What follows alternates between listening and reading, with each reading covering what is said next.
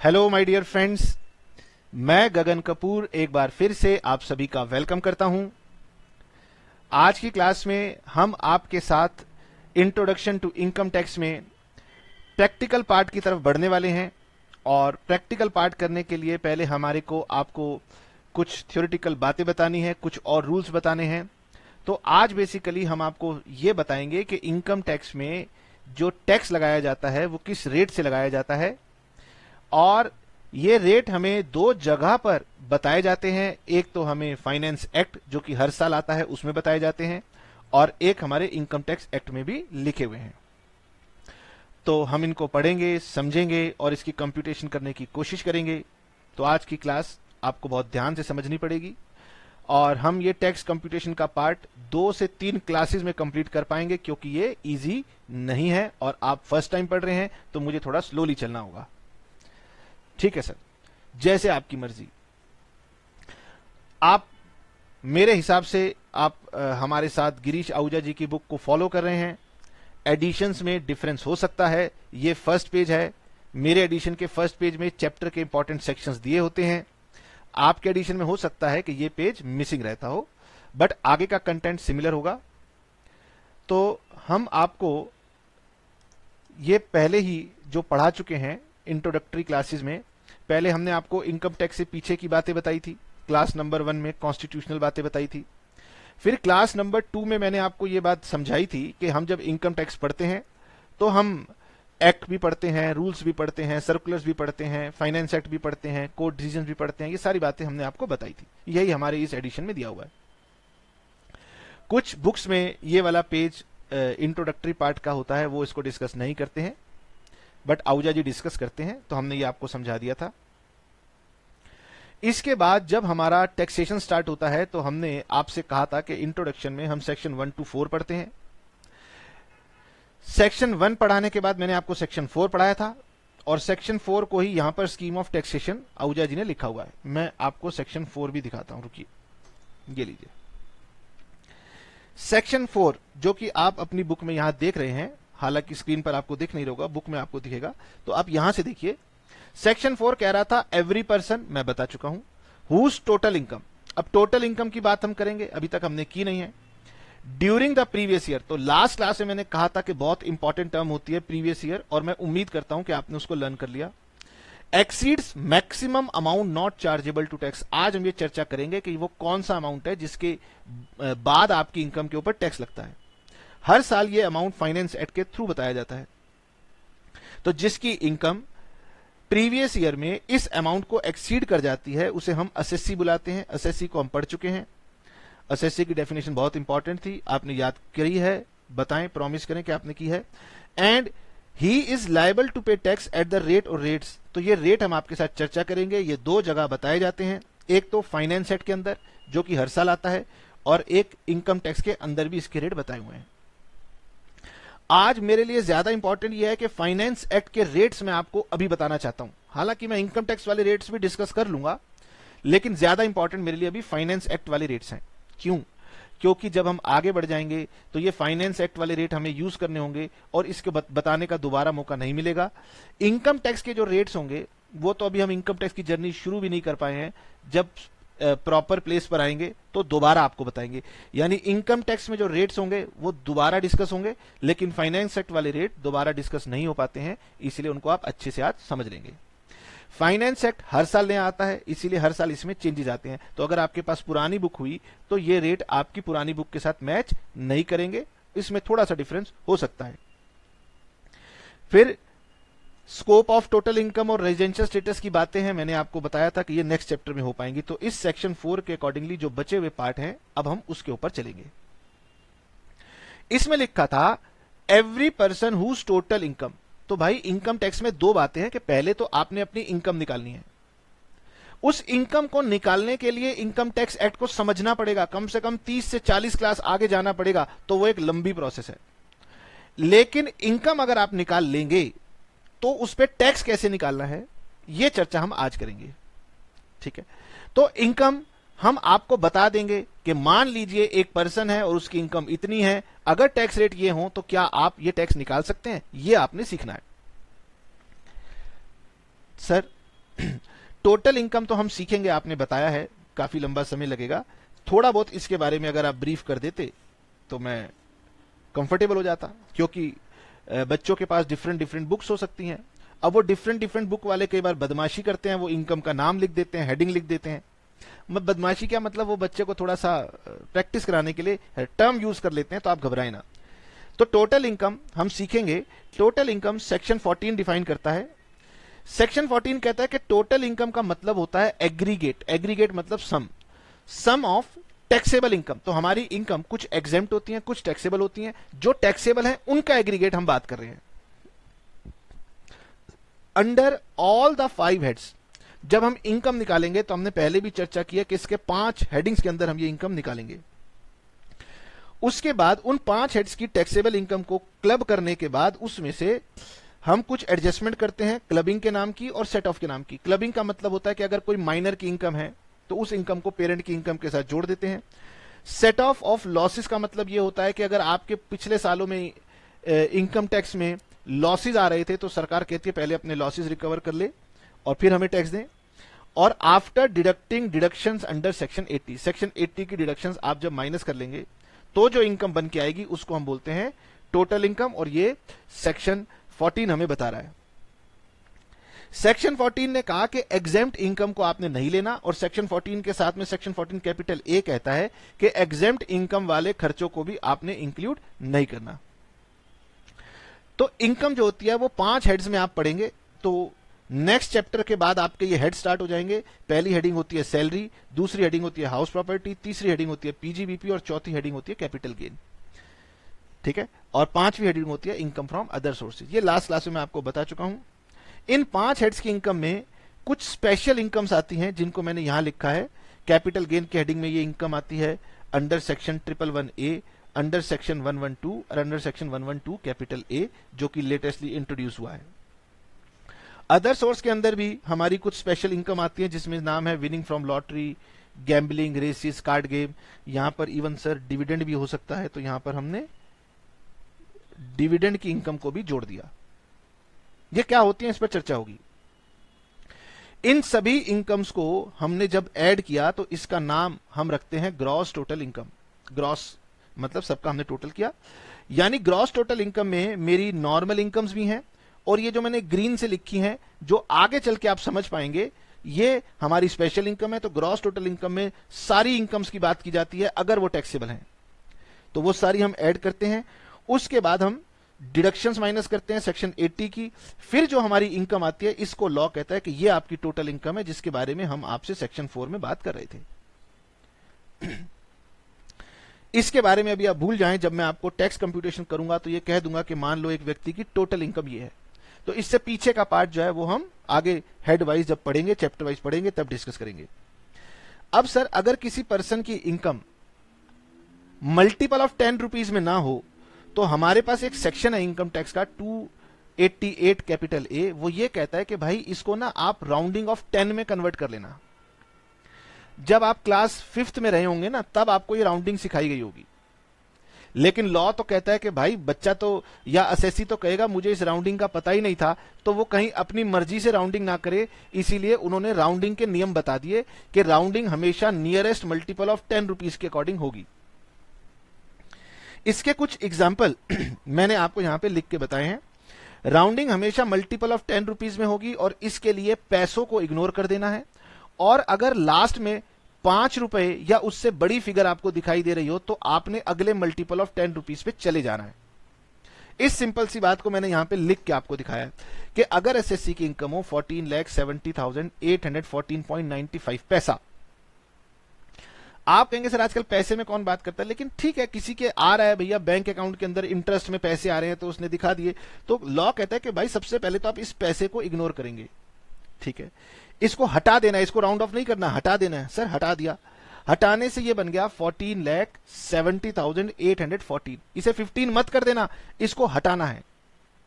अगर इसको हटा दूं सर तो ये वैल्यू आती है 14,70,814, और क्योंकि आखिरी में 4 है, 5 नहीं है 4 है, तो इसीलिए ये पिछले वाले मल्टीपल ऑफ 10 पे जाएगा, इसलिए राउंडेड इनकम होगी 14,70,810। तो मेरी बात को यहां से आपने कनेक्ट करना है। अगर आपने इसको कनेक्ट नहीं किया तो होगा क्या, आप इस 95 को 5 रुपए कन्वर्ट कर दोगे और फिर कहोगे सर आपने लिखा था 5 या उससे बड़ी फिगर के लिए अगला 10 रुपए, तो आप 820 निकाल दोगे। और इससे हो सकता है कि अगर आपसे एमसीक्यू पूछा जाए तो आपका ये गलत हो जाए। दूसरे केस में अगर मेरी इनकम 14,70,815 है तो पैसे को भूल जाओ, क्योंकि आखिरी में 5 है तो अगला मल्टीपल ऑफ 10 आएगा, तो 15 का अगला मल्टीपल 20 हो गया। ठीक है सर, इसमें कौन सी डिफिकल्ट बात थी, इसमें तो आसान बात थी, फिर भी आप बता रहे हो। अच्छा, इसमें पैसा इग्नोर करेंगे, 18 है क्योंकि ये फिगर 5 या 5 से बड़ी है तो यहां भी 20 हो जाएगा। सर क्या ये बात हमारी जो हम बुक प्यारी सी फॉलो कर रहे हैं इसमें भी कहीं लिखी हुई है? मैं देखता हूं, आपको इसके लिए थोड़ा सा प्रतीक्षा करनी होगी। अच्छा, ये हम पढ़ चुके हैं, लगता तो है सर। अच्छा, उसके बाद में ये राउंडिंग ऑफ की बातें यहां तो नहीं दिख रही, यहां नहीं दिख रही, यहां नहीं दिख रही। चलो सर, कहीं होंगी तो अपने आप आ जाएंगी। आपने फिलहाल बात समझ ली है, अगर नहीं भी दी है तो भी आपने बात को समझ लिया है। ठीक है सर, सबसे पहली बात, टोटल इनकम का मतलब है पांचों हेड की इनकम को जोड़ लो, जो टैक्सेबल इनकम है उनको जोड़ लो, उसमें से क्लबिंग, सेट ऑफ और डिडक्शन के एडजस्टमेंट्स आप कर लो, फिर जो बच जाएगी उसे हम टोटल इनकम बुलाते हैं। ठीक है, तो अभी आपने ये, जब तक हम पढ़ते जाएंगे तो जब भी हम टोटल इनकम की बात करेंगे तो आपके माइंड में ये पिक्चर आनी चाहिए कि हम आपसे इस इनकम की बात कर रहे हैं। तो हर पर्सन जिसकी इनकम प्रीवियस ईयर के दौरान एक्सीड कर जाए maximum amount not chargeable to tax, वो एसएससी होगा। तो सर वो कौन सा अमाउंट है जिसके बढ़ जाने के बाद हमें टैक्स देना होता है, वो कौन सी इनकम है? तो ये बात हमें बताता है फाइनेंस एक्ट। हर साल हमारे पास फाइनेंस एक्ट आता है, वो हमें ये बात बताता है। और जो हमारी करंट स्टडी चल रही है वो चल रही है फाइनेंस एक्ट 2019। फाइनेंस एक्ट 2019 से कंफ्यूज मत होना। फाइनेंस एक्ट 2019 का मतलब होता है कि असेसमेंट ईयर 20 और 21, ये जो क्वेश्चन होंगे जिन पे असेसमेंट ईयर 20 और 21 पूछा जाएगा उसमें फाइनेंस एक्ट 2019 आएगा। और ये हमारा करंट एग्जाम है, यानी फाइनेंशियल ईयर 2020 में आपके जब भी एग्जाम पढ़ेंगे उसके में यही वाला फाइनेंस एक्ट आना है। तो गलती से आप फाइनेंस एक्ट 20 मत समझ लेना। तो फाइनेंस एक्ट 2019 जो हमारा करंट स्टडी है उसके लिए प्रीवियस ईयर होगा 19-20। प्रीवियस ईयर वो साल होता है जिस साल की इनकम की बात की जा रही है, यानी 19 और 20 वर्ष में जो भी आपने कमाया था उसके ऊपर सरकार चेकिंग 20-21 में कर रही है। और सरकार कह रही है कि 20-21 में हम जो चेकिंग कर रहे हैं पिछले साल कमाए हुए इनकम की, उसके ऊपर जो एग्जेम्पशन और टैक्स रेट होंगे वो लगेंगे जो फाइनेंस एक्ट 2019 ने दिए थे। और फाइनेंस एक्ट 2019 में हमारे पास दो फाइनेंस एक्ट आए थे, फाइनेंस एक्ट नंबर 1 और नंबर 2। हम आपके साथ नंबर 2 की अपडेशन के साथ बात कर रहे हैं। तो basic exemption limit is applicable to individual, HUF, AOP, BOI, artificial juridical person. यानी ये बेसिक एग्जेम्पशन लिमिट ये सिर्फ दी गई है इन्हीं लोगों को जिनका नाम यहां पर दिया है। सर यहां लिखा है इंडिविजुअल, यहां लिखा है एचयूएफ, सर यहां पर कंपनी नहीं है, तो कंपनी को ये बेसिक एग्जेम्पशन लिमिट नहीं है। यानी कंपनी अगर 1 रुपया कमाएगी तो उसे उस पर भी टैक्स देना है, लेकिन इंडिविजुअल व्यक्ति एक सीमा तक जब वो कमाएगा उसे उस पर टैक्स नहीं देना है। सरकार ये कहती है कि इंडिविजुअल के पास अपना परिवार होता है, उसके ऊपर अपने कुछ पर्सनल खर्चे होते हैं, तो मिनिमम इतने पैसे तो पहले उसको दो कि वो अपने मिनिमम खर्चे तो कर पाए, रोटी खा पाए, अपने लिए बेसिक व्यवस्था कर पाए, उसके बाद एक्स्ट्रा पैसे में से हम उससे टैक्स लेंगे। और कंपनी के क्योंकि कोई पर्सनल खर्चे नहीं है, फर्म के कोई पर्सनल खर्चे नहीं है, इसलिए उनको गवर्नमेंट ने कोई एग्जेम्पशन नहीं दी। फर्म, कंपनी, सोसाइटी, इन्हें पूरी पूरी इनकम पे टैक्स देना पड़ता है। सर तो एक इंडिविजुअल, एक एचयूएफ, एक एओपी और एक बीओआई और आर्टिफिशियल, इनके लिए बेसिक एग्जेम्पशन लिमिट क्या है, तो उसकी गहराई में हम जाएंगे। फिलहाल गवर्नमेंट ने एक जनरल बेसिक एग्जेम्पशन लिमिट दे रखी है 2,50,000 रुपए की for above categories of person except following. Last class में भी मैंने आपको बता दिया था कि इनकम टैक्स की खूबसूरती इसी बातों में है कि वो बार बार एक्सेप्शंस और प्रोविजो का इस्तेमाल करते हैं। एक्सेप्शन या प्रोविजो का मतलब है अपवाद। तो गवर्नमेंट ने कहा है फाइनेंस एक्ट में कि देखिए नॉर्मली हम 2,50,000 रुपए तक की इनकम पे टैक्स नहीं लेंगे। अगर किसी व्यक्ति की टैक्सेबल इनकम 2,50,000 से ज्यादा है तो हम उससे टैक्स लेंगे। अब यहां से ना मेरे को बड़ी दिक्कतें शुरू हो जाती हैं, मतलब डाइजेशन बिगड़ने लग जाता है कि ये 2,50,000 सरकार कौन से रूल से निकालती, कुछ नहीं पता, बस ऐसे ही बोलना है। पहले गवर्नमेंट इसको बढ़ाती रहती थी, धीरे धीरे धीरे धीरे बढ़ाती थी, अब गवर्नमेंट ने इसको कई साल से बढ़ाना भी बंद कर दिया है। तो आप गवर्नमेंट से पूछेंगे कि भाई इतनी महंगाई हो गई है, बच्चों की स्कूल की फीस ज्यादा हो गई है, इवन खाना, डॉक्टर, दवाइयाँ, सब चीज महंगी हो गई है, आप पेट्रोल महंगा कर रहे हो, सब कुछ कर रहे हो, और आप कैसे कह देते हो कि एक व्यक्ति जो घर में अकेला कमा रहा है वो पूरे परिवार के लिए 2,50,000 सफिशिएंट है और 2,50,000 के ऊपर उसको टैक्स देना है? तो गवर्नमेंट कहती है भैया हम ज्यादा लॉजिक वॉजिक नहीं देते, लॉ का मतलब है मैंने लिखा है और तूने पालन करना है, ठीक है? तो इस पे सवाल आप मत करना।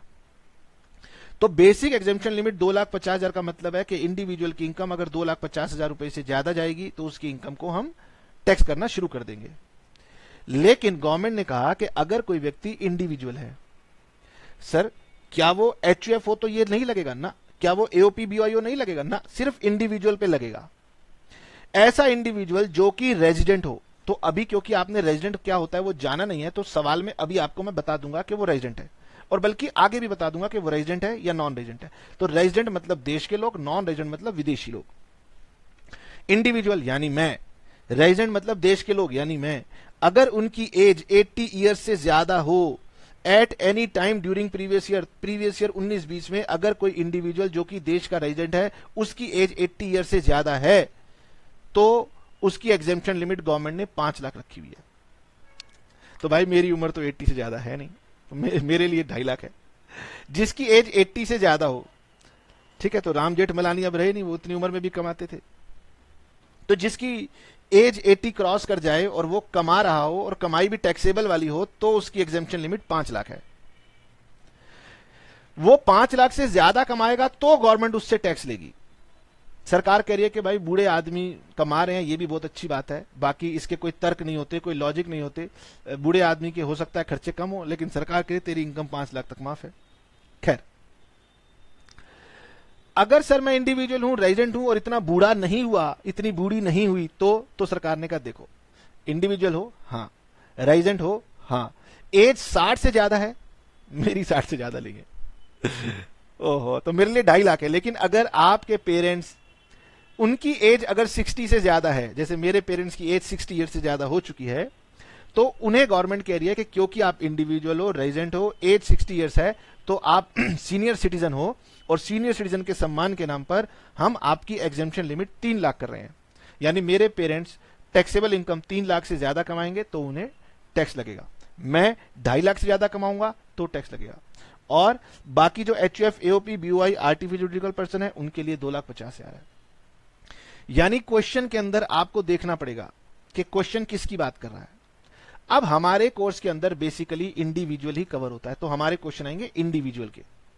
इंडिविजुअल में भी मुझे यह चेक करना पड़ेगा कि वो इंडिविजुअल रेजिडेंट है कि नॉन रेजिडेंट है। सर नॉन रेजिडेंट से क्या होगा? अगर रेजिडेंट है तो ये लिमिट 5 लाख या 3 लाख हो सकती है, और अगर वो रेजिडेंट नहीं है, नॉन रेजिडेंट है, तो फिर कोई बात नहीं, फिर उसकी 2.5 लाख होगी। यानी नॉन रेजिडेंट की एज कुछ भी हो, उसकी एग्जेम्पशन लिमिट 2.5 लाख होगी।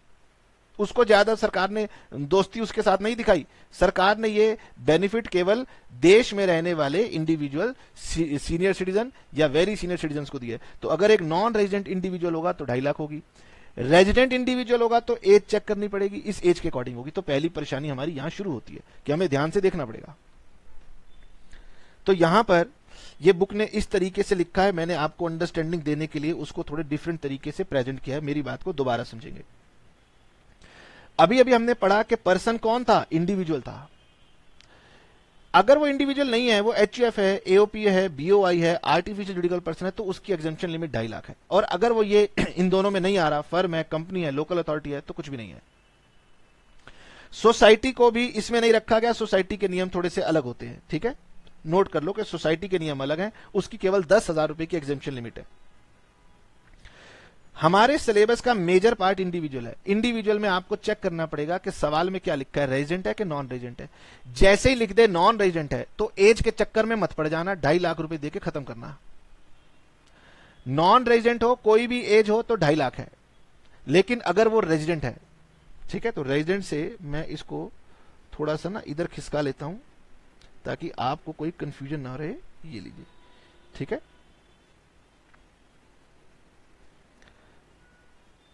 अगर क्वेश्चन कहता है कि इंडिविजुअल है और वो रेजिडेंट है तो उसकी एज चेक करना। अगर वो वेरी सीनियर सिटीजन है तो 5 लाख तक की इनकम माफ है।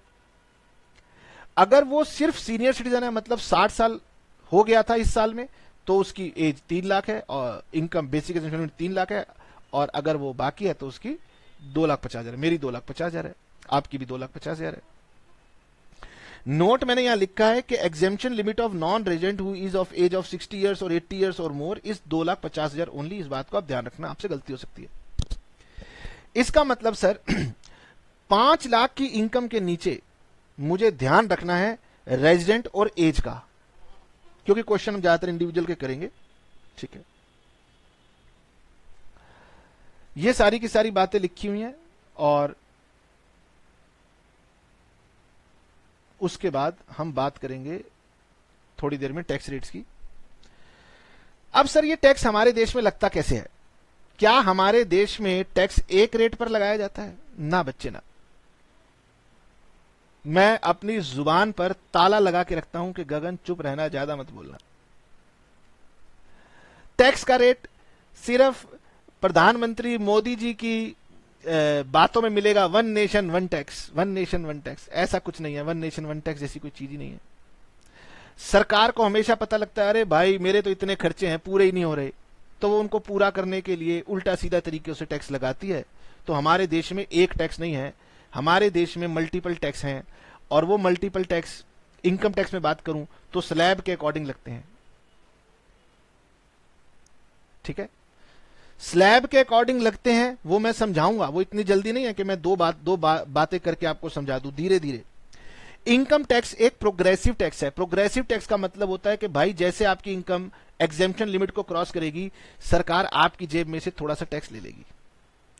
मतलब वो कहेगी नहीं थोड़ा टैक्स देते, 5% टैक्स देते, 5%, सिर्फ 5, यानी 100 रुपए कमाए हैं तो 5 रुपए मुझे दे दे, मुझे खर्चे करने हैं।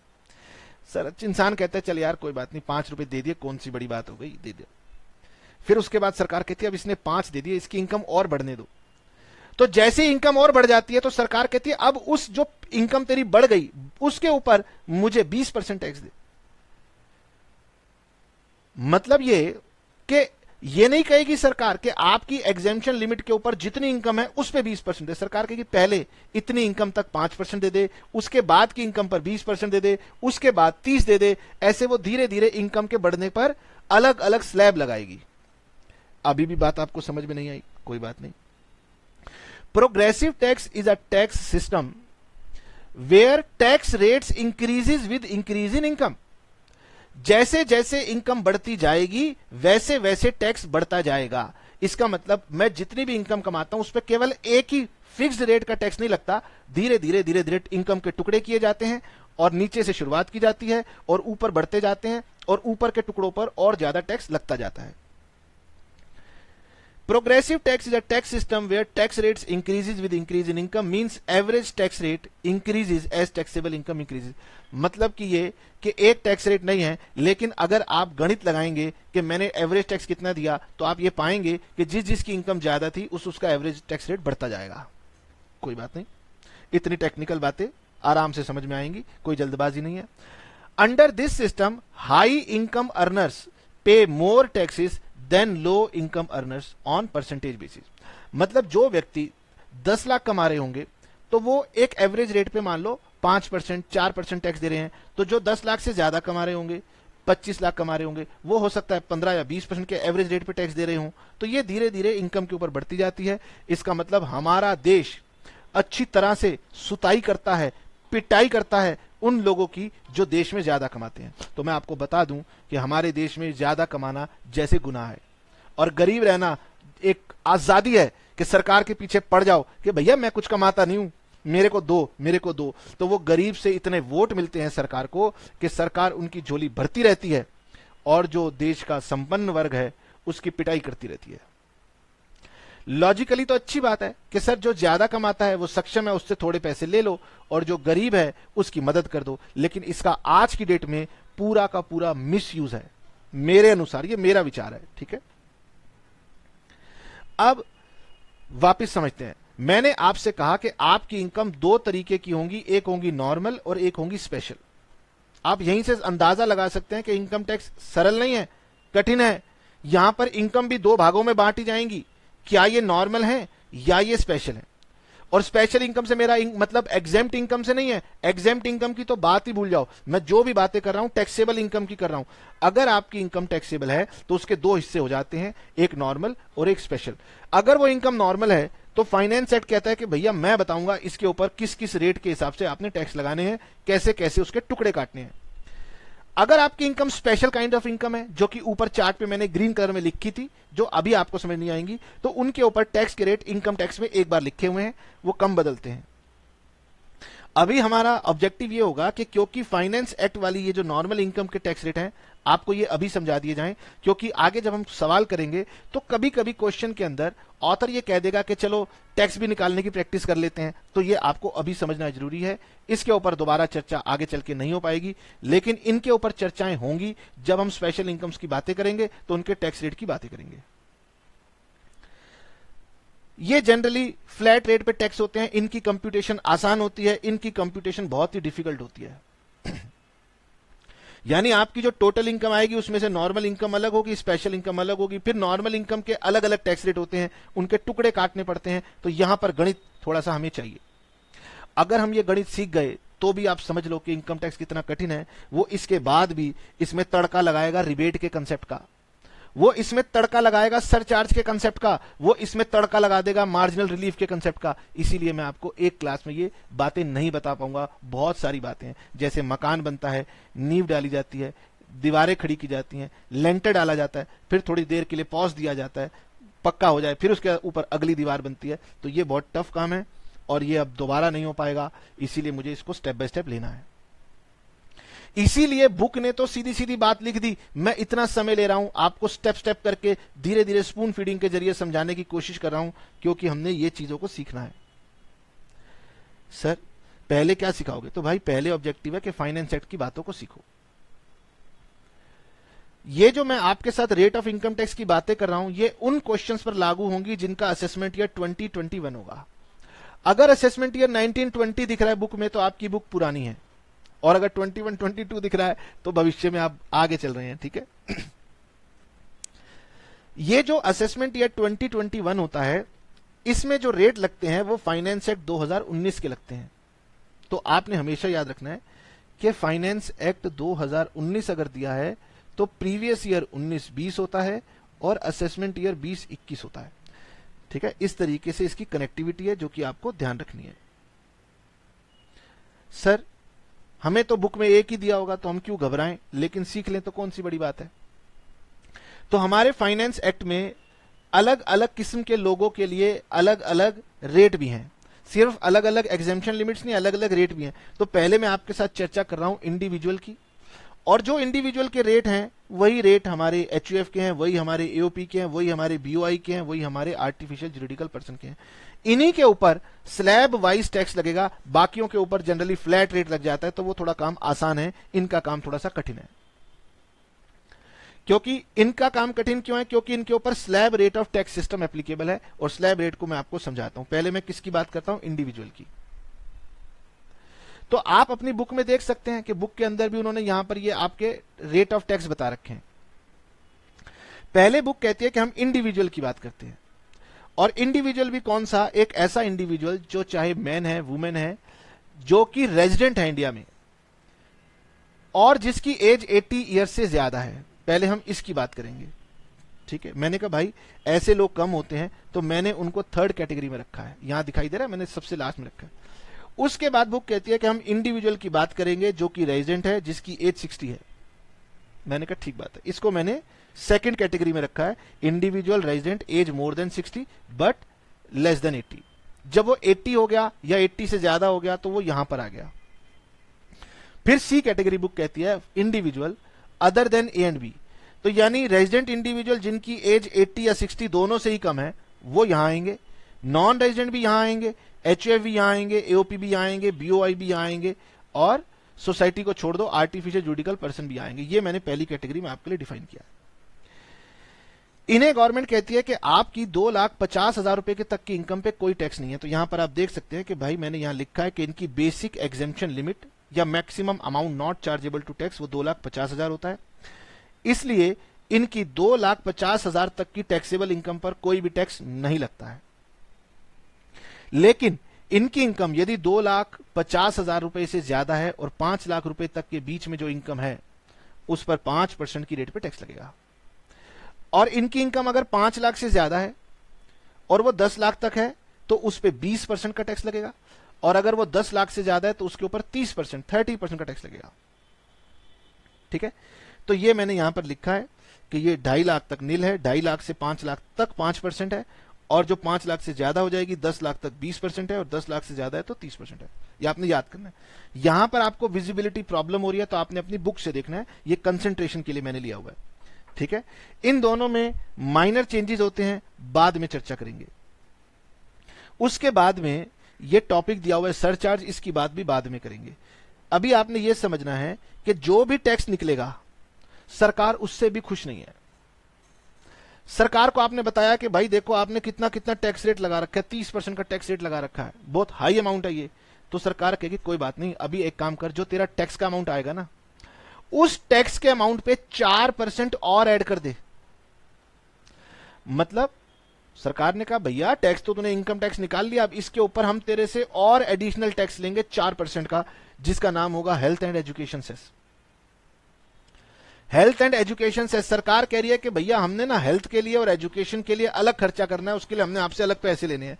अब वो व्यक्ति कह रहा है भैया गलती होगी, मैं कमाने लग गया। वो कह रहे देना है, सबको देना है। In case of every person amount of tax payable including surcharge, तो सरचार्ज अभी बाद में आएगा, shall be increased by 4% of the amount of tax including surcharge. तो सरचार्ज की बातें बाद में होंगी।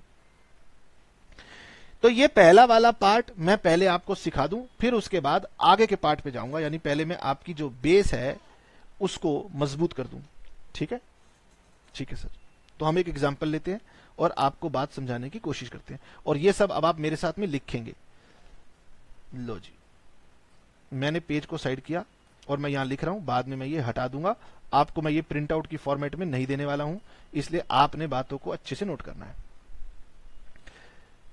सर हम भूल जाएंगे, अगर आप इंडिविजुअल हैं, अगर आप देश के निवासी हैं, ठीक है, अगर आप नॉन रेजिडेंट भी हो तो भी क्या फर्क पड़ता है, अगर आप रेजिडेंट हैं और आपकी एज लेस देन 60 है, आपकी एज लेस देन 60 है, या फिर अगर आप नॉन रेजिडेंट इंडिविजुअल हैं, तो इस केस में बेसिक एग्जेम्पशन लिमिट 2,50,000 है, जो मैंने आपको पढ़ाई है।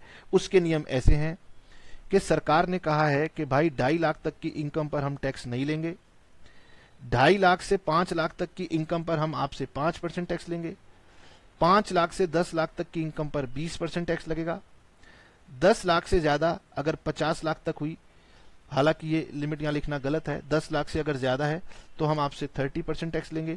लेकिन मैं आपको बता दूं अभी, क्योंकि मैंने आधा पढ़ा है, अगर आपकी इनकम 50 लाख को एक्सीड कर जाएगी तो फिर एडिशनल बातें आनी शुरू हो जाएगी। यानी अभी मैं आपको वो क्वेश्चन करवाऊंगा जिसमें इनकम 50 लाख से नीचे है।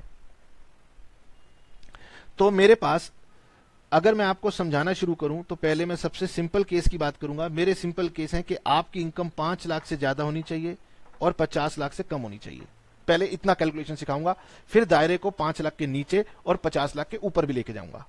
ठीक है, ठीक है सर, जैसे आपकी मर्जी। तो आप ये बताइए, पहले आप हमें कौन सा एग्जाम्पल कराओगे, मैं आपको बताता हूं।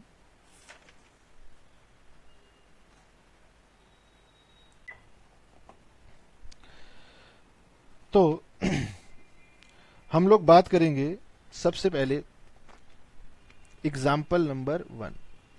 ठीक है, मैं इस एग्जाम्पल को लेने से पहले आपको एक डायग्राम की मदद से बात समझाता हूं। ये है 0 बेस, ये है 2.5 लाख, ये है हमारे पास 5 लाख, ये है हमारे पास 10 लाख, और ये है उससे ऊपर। गवर्नमेंट कह रही है कि पहले आपने अपनी इनकम में से 2.5 लाख अलग करने हैं, इस पर कोई टैक्स नहीं लगेगा।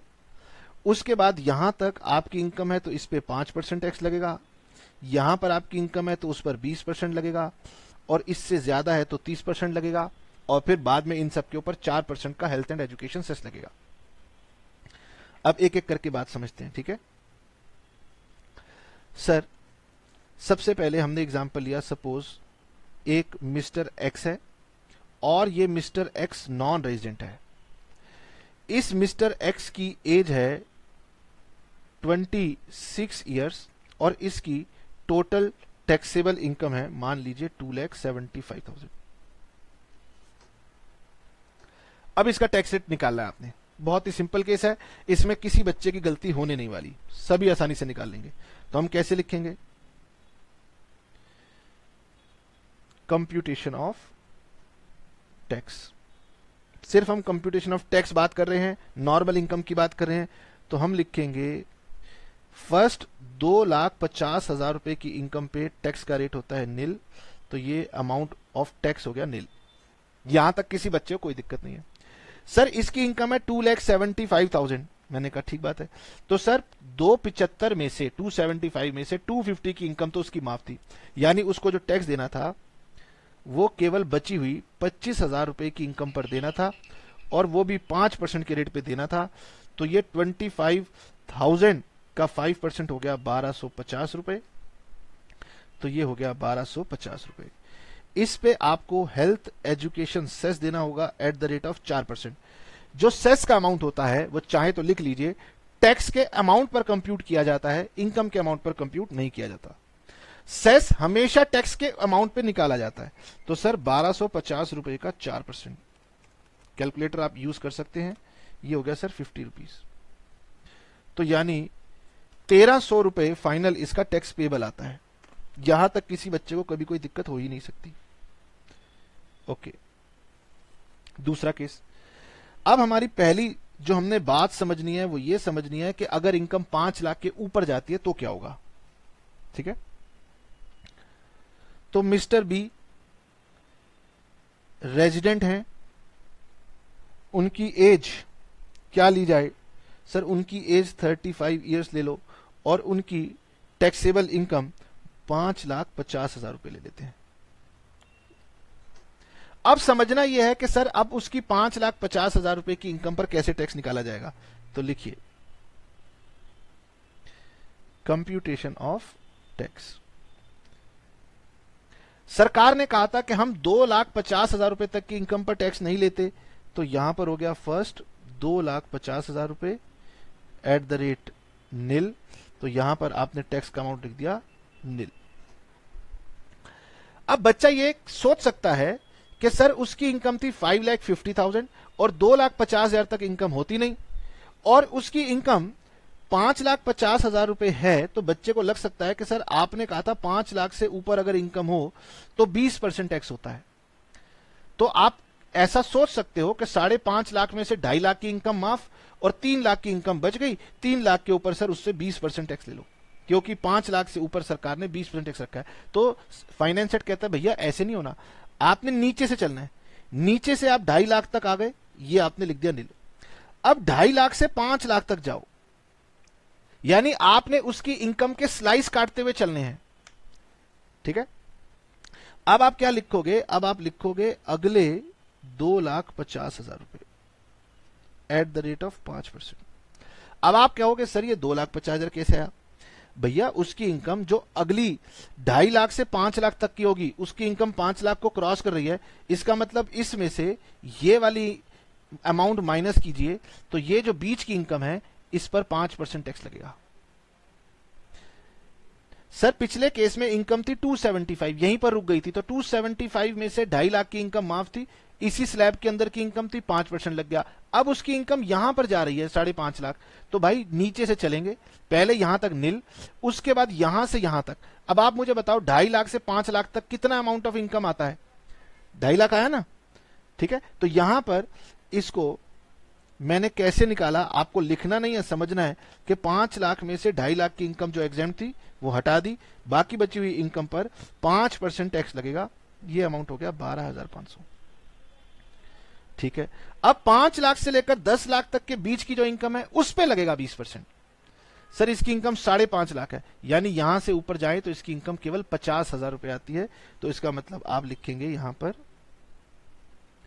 बैलेंस 50,000 रुपए के ऊपर 20%, ये हो गया कितना 10,000। यानी इनकम के स्लाइसिस काटने हैं और स्लाइसिस के अकॉर्डिंगली रेट लगाना है। तो ये हो गया सर 22,500 और इसमें आपको लगाना है health education cess at the rate of 4%। 2250 का 4%, ये हो गया 90 रुपीज, 22,590 रुपए। अब यहां पर भी हमारे राउंडिंग ऑफ का कंसेप्ट लगता है, यहां पर भी हमारे राउंडिंग ऑफ का कंसेप्ट लगता है, आपने इस बात को ध्यान रखना है। सर शायद ये आपने गलत निकाल दिया, 22,500 का 4% 900 रुपए होता है। ओहो, ये 900 रुपीज है, तो ये 23,400 रुपीज।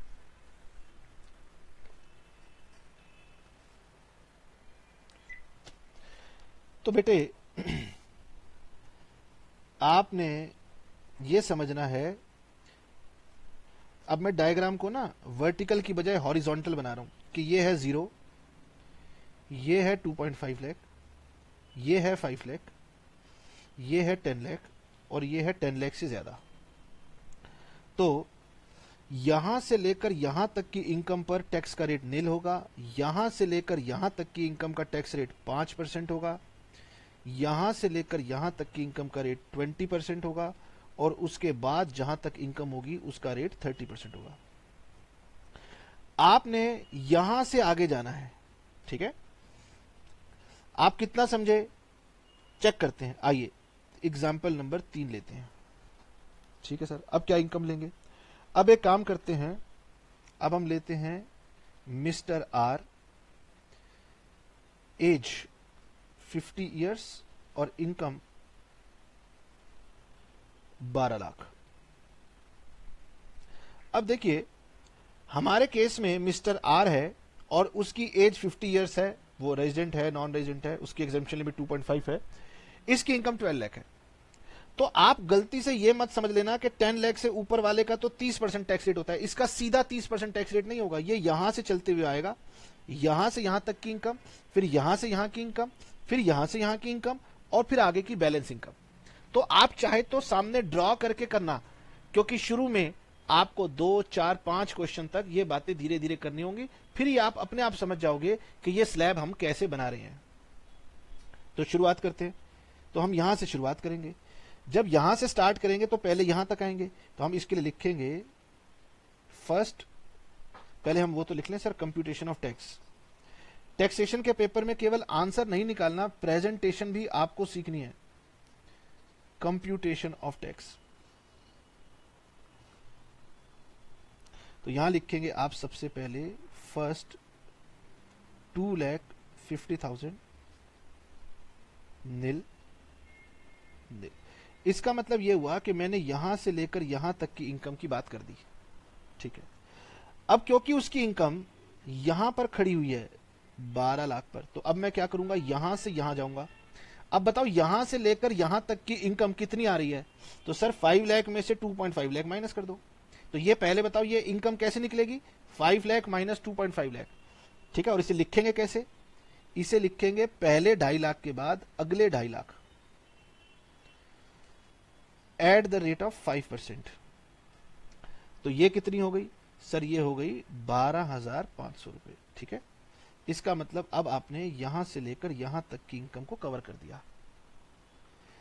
अब आप आएंगे इसके ऊपर, फिर ये क्रॉस करेंगे, फिर यहां आगे जाएंगे। ये टोल है, समझते ना, टोल लगे होते हैं, टोल नाका पार करोगे। अब बताओ यहां से लेकर यहां तक की इनकम कितनी है, तो सर क्या करेंगे, 10 लाख में से 5 लाख माइनस करेंगे तब ये वाली इनकम आएगी, तो इसको बोलेंगे next 5 lakh, next 5 lakh eight the rate of 20%। अब आपने ये कवर कर लिया, ठीक है जी। अब आपने जाना है यहां तक, तो अब यहां से लेकर यहां तक जो इसने कमाया है, क्योंकि ये 10 लाख के बियॉन्ड का इनकम का पार्ट है, इस पे 30% टैक्स लगेगा। तो बताओ यहां से लेकर यहां तक की इनकम कैसे निकालेंगे, दिस माइनस दिस, यानी अगले में से पिछला वाला माइनस करते हैं। और क्योंकि ये लास्ट स्लैब है, इसके बाद और कुछ नहीं आएगा, इसलिए हम यहां लिखेंगे बैलेंस 2 लाख रुपए एट द रेट ऑफ 30%। ये 1 लाख रुपए, तो ये 1,72,500 रुपए और इसमें ऐड कर दो health education cess at the rate of 4%। 1,72,500 into 4%, 6,900।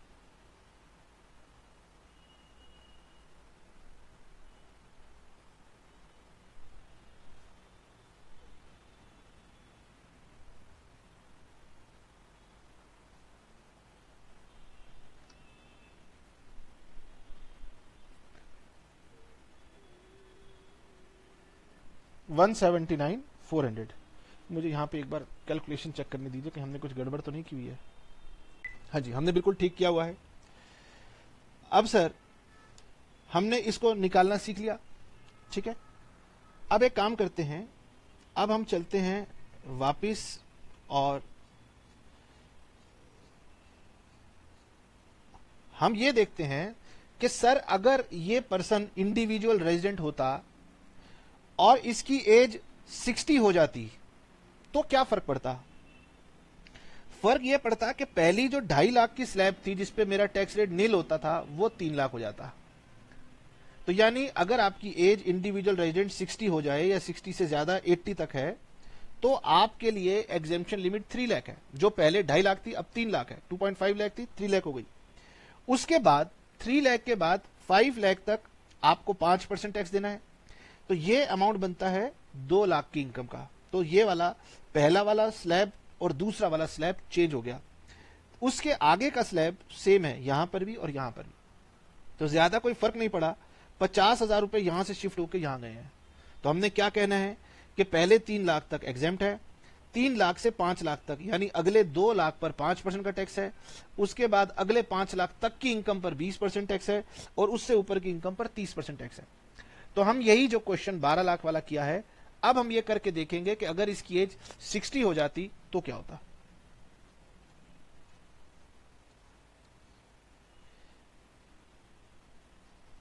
तो हमने अब अगला सीखना शुरू किया कि अगर इंडिविजुअल है, वो इंडिविजुअल जरूरी बात है रेजिडेंट है, उसकी एज 60 या 60 को क्रॉस कर गई है लेकिन वो लेस देन 80 है, इक्वल टू हटाना पड़ेगा, लेस देन 80 है, तो क्या होगा। तो होगा ये, पहले 3 लाख तक कोई टैक्स नहीं लगेगा, उसके बाद 5 लाख तक की इनकम पर 5% टैक्स लगेगा, उसके बाद 10 लाख तक की इनकम पर 20% टैक्स लगेगा और उसके बियॉन्ड जितनी भी इनकम होगी उसके ऊपर 30% टैक्स लगेगा और 4% का हेल्थ एजुकेशन सेस लगेगा। तो अगर हम एग्जाम्पल के अंदर ये मिसिज आर एज पूरी 60 साल हो गई है और इनकी अगर टोटल इनकम 12 लाख रुपए ले ले, तो क्या आप वीडियो को पॉज करके मुझे इसका टैक्स निकाल के दिखा सकते हो। बेटे सीखता वही है जो गलती करने से शर्माता नहीं है और घबराता नहीं है। ट्राई कीजिए, क्योंकि ऑब्जेक्टिव ये नहीं है कि आप मुझे देख के कॉपी करें, ऑब्जेक्टिव ये है कि मैं आपको समझा पाऊं और फिर आप बुक देख के समझ पाओ और फिर आप मुझे बता पाओ सर आपने जो पढ़ाया था हम उससे ज्यादा बेहतर आपको समझा सकते हैं। यानी मैं आपको नॉलेज को सीखना लेना कैसे है वो सिखाना चाहता हूं, अपनी प्रॉब्लम को खुद कैसे बुक्स में से ढूंढना है वो सिखाना चाहता हूं। ये नहीं सिखाना चाहता कि सर एक प्रॉब्लम आ रही है जरा आंसर बता दो, नहीं, ये मेरा ऑब्जेक्टिव नहीं है। आप मेरे से कहोगे सर मैंने आपसे क्वेश्चन पूछा आपने आंसर नहीं दिया, मैं आपका यूट्यूब का फॉलोअर हूं, बुरा मान जाओगे तो मान जाओ। मैं आपको अपाहिज नहीं बनाना चाहता, मैं आपको स्ट्रांग बनाना चाहता हूं। स्ट्रांग का मतलब यह है आपने सीखा, अब आप अपनी प्रॉब्लम को खुद सॉल्व कर सकते हैं। बनाइए, मैं आपको कोशिश करता हूं अगर आपने ट्राई किया है तो।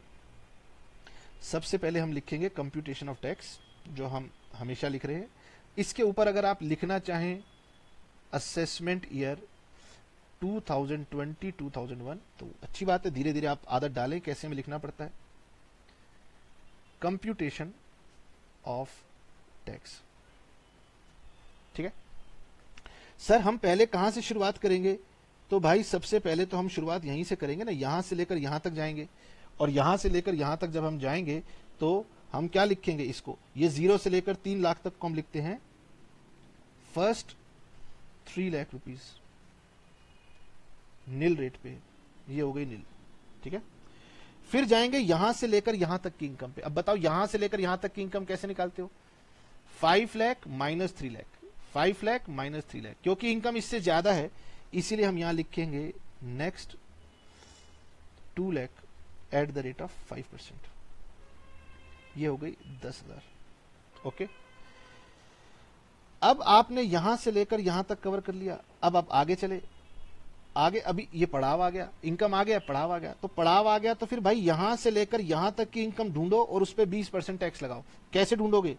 10 लाख माइनस 5 लाख और इसे लिखेंगे नेक्स्ट 5 लाख। इनके लिए आप कैलकुलेटर का यूज कर सकते हैं, समझ में आया? तो ये कितना हो गया सर? ये हो गया 1 लाख रुपए। ओके, अब क्या हुआ सर? अब हमने यहां तक भी कवर कर लिया। अब आगे चलते हैं। अब हम चलेंगे यहां से लेकर इनकम कितनी है? 12 लाख। तो 12 लाख माइनस 10 लाख यानी ये स्लैब बन गई अब 2 लाख रुपए की। और क्योंकि ये लास्ट पड़ाव है तो मैं यहां लिखूंगा बैलेंस 2 लाख रुपए एट द रेट ऑफ 30%। ये कितना हो जाएगा? 60,000।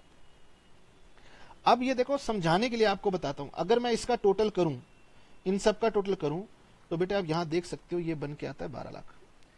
लेकिन 12 लाख के ऊपर सिंगल टैक्स नहीं लगा। 12 लाख के ऊपर एक पार्ट पे ये नील टैक्स लगा, एक पार्ट पे 5% लगा, एक पार्ट पे 20% लगा, एक पार्ट पे 30% लगा। यानी स्लैब वाइज हमारे यहां पर टैक्स लगता है। ये आपको समझाना है। सर समझ गए? इतना क्यों आपको लगता है कि हम आपकी तरह धीरे धीरे समझते हैं? अच्छा, इसमें आपने लगाना है health education cess at the rate of 4%। Where is my calculator? ये हो गया 6,800 और ये हो गया 1,76,800। अब हमने पीछे एक टर्म यूज की थी एवरेज रेट ऑफ टैक्स। तो ये एवरेज रेट ऑफ टैक्स हम कॉमन भाषा में बात करते हैं कि एक व्यक्ति के ऊपर एवरेज रेट ऑफ टैक्स क्या पड़ा। तो एवरेज टैक्स रेट कैसे निकाला जाता है? टैक्स का अमाउंट कितना था, इनकम जो अमाउंट कितना था, इनटू 100। ठीक है, ये कोई बुक के अंदर आपको नहीं मिलेगा, आम भाषा की बात है कि भाई इसके ऊपर एवरेज रेट पे टैक्स बर्डन कितना पड़ रहा है। तो भाई ये कह रहा है कि मैंने 1,76,800 रुपीज पे किए हैं और मैंने 12 लाख रुपए कमाए थे। गवर्नमेंट भाषण में कहेगी, न्यूज चैनल पे कहेगी हम तो आपसे स्लैब पे टैक्स ले रहे हैं, लेकिन उस स्लैब का भार अल्टीमेटली इस पर्सन के ऊपर कितना पड़ रहा है? Divided by 12 lakh. ये हो गया 14.73%। तो सरकार यहां कह सकती है कि भाई देखो, एक व्यक्ति 12 लाख रुपए कमा रहा है, हम उससे केवल 15% ही तो टैक्स ले रहे हैं, लेकिन ये धीरे धीरे धीरे धीरे बढ़ता जाएगा और काफी बढ़ता चला जाएगा। तो ये आपको समझना है। तो हमने आपको ये भी बता दिया कि भाई टैक्स सीधा फ्लैट रेट पे नहीं लगाना होता, स्लैब बाई स्लैब लगाना होता है। और स्लैब बाई स्लैब हम कैसे लगाते हैं? सर एक और केस था, वो ये था कि अगर ये 80 ईयर्स का हो जाता रेजिडेंट तो क्या होता? तो अगर ये रेजिडेंट 80 ईयर्स का हो जाता तो क्या होता? आइए चेक करते हैं।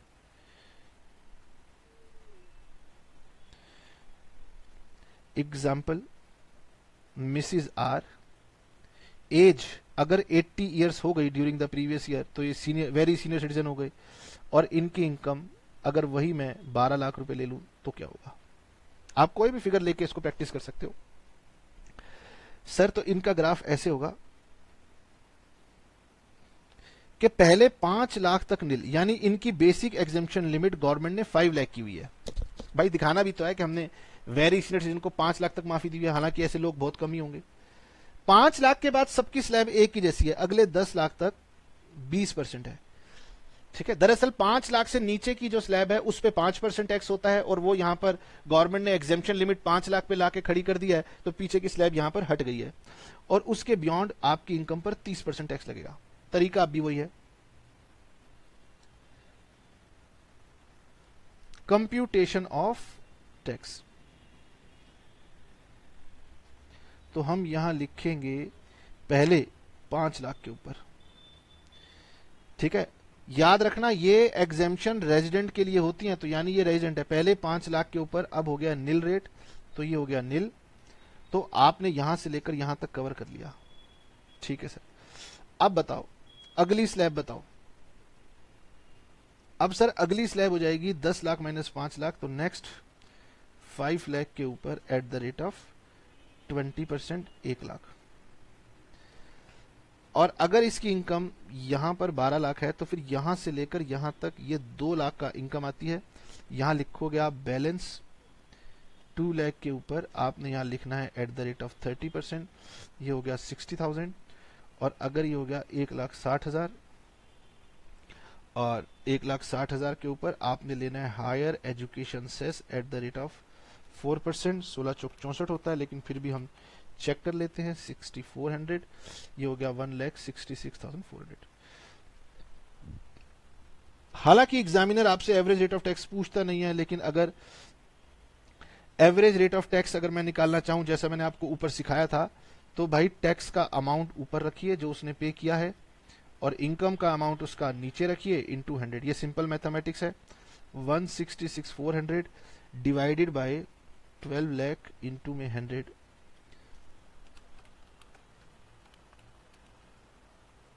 166,400 डिवाइडेड बाय 12 लाख, ये परसेंटेज में आ गया 13.86%। अच्छा जी सर, अब एक एग्जांपल और लीजिए।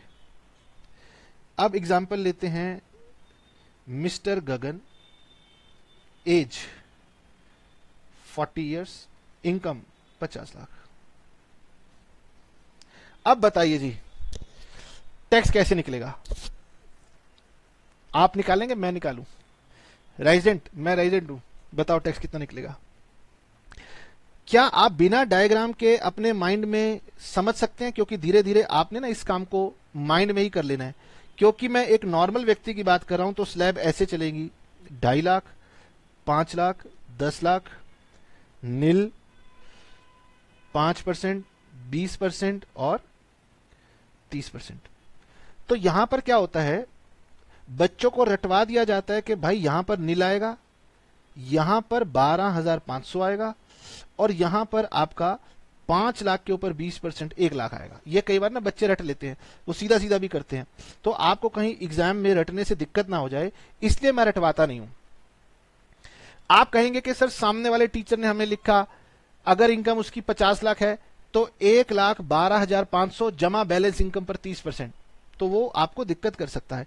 हाँ सर, तो हम सीधी सीधी कैलकुलेशन क्यों ना करना सीखें, हम सीखेंगे यहां पर कंप्यूटेशन ऑफ टैक्स, और यहां लिखेंगे फर्स्ट 2,50,000 एट द रेट नील। ठीक है, ये हो गया नील। सर अगर ये 60 इयर्स के रेजिडेंट का केस होता तो यहां हो जाता फर्स्ट 3 लाख पर नील। अगर ये 80 ईयर वाला होता तो फर्स्ट 5 लाख पर नील। तो यानी ये रेजिडेंट की एज के अनुसार बदल सकती है, और इसी पे तय करता है कि मेरी अगली स्लैब क्या बनेगी, क्योंकि मेरा अगला पड़ाव 5 लाख के ऊपर होता है। अगर बेसिक एग्जेम्पशन लिमिट 2.5 लाख है तो अगली स्लैब बनती है 5 माइनस 2.5 लाख, 2.5 लाख की एट द रेट ऑफ 5%, ये हो गया 12,500। अगर ये 60 होता तो ये हो जाती 3 लाख, तो फिर अगली स्लैब बनती 5 माइनस 3, 2 लाख की। अगर ये वेरी सीनियर सिटीजन होता तो ये स्लैब सीधा 5 लाख पे आ जाती, तो भैया फिर ये वाली स्लैब मेरी गायब हो जाती और ऊपर सीधा 5 लाख हो जाता। ठीक है, अभी बुक के क्वेश्चन आएंगे, इसलिए मैंने बुक के उठाए ही नहीं है, ताकि बुक के 1-2 क्वेश्चन जो भी हैं आप प्रैक्टिस कर सके। तो सर हम चले यहां तक आ गए, अब हम यहां तक आ गए, अब हम आगे चलते हैं। तो अगली स्लैब मेरे पास है 10 लाख माइनस 5 लाख की इनकम पर 20%, तो इसे हम बोलेंगे नेक्स्ट 5 लाख के ऊपर 20% यानी 1 लाख। उसके बाद जब हमने ये वाला भी क्रॉस कर लिया, तो अब अगले पे जब हम आएंगे तो फिर हम यहां लिखेंगे कि क्योंकि इनकम मैंने ली है 50 लाख और ये इन्फिनिटी है, तो हम क्या करेंगे, यहां से लेकर यहां तक का डिफरेंस निकालेंगे। तो ये डिफरेंस आएगा 40 लाख।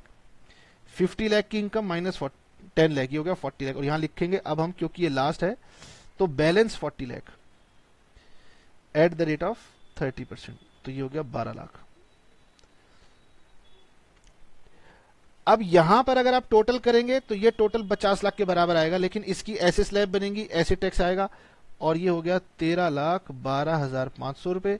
इस पे ऐड करोगे health education cess at the rate of 4%, 13,12,500 का 4%, ये हो गया 52,500, और प्लस 13,12,500, ये हो गया 13,65,000। और अगर इसका एवरेज रेट ऑफ टैक्स आपने जानना हो तो 13,65,000 डिवाइडेड बाय 50 लाख इंटू में 100,